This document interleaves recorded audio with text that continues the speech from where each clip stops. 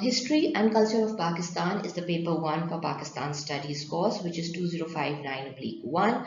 It is a 75 marks paper. It covers 3 different time periods which are divided into sections. You can see the cultural and historical background of the Pakistan movement, emergence of Pakistan, and nationhood, which is covered through 16 key questions, which are also known as 16 chapters in the book that is being prescribed to you. We would begin with a few tips that you can look into to attempt a Pakistan Studies paper.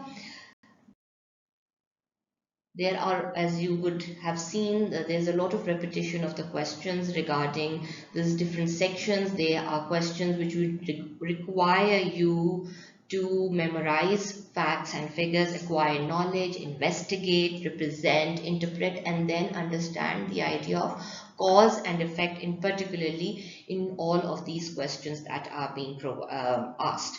So a 4 marks question, you need to give at least 4 facts. You're just going to be talking about the 4 facts to a relevant question that is being asked to you.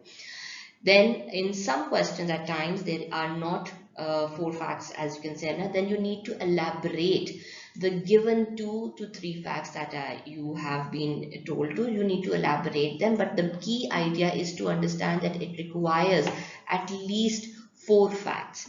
In a 7 marks question, now comes your investigation and interpretation. That is, in a 7 marks, you give 3 reasons and then elaboration. Here is your cause and effect element that you will need to talk about.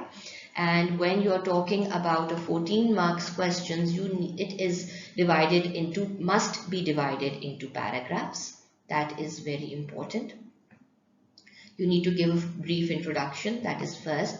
Then you need to give 5 to 6 reasons about the question that has been asked, and then in the third you need to interpret it.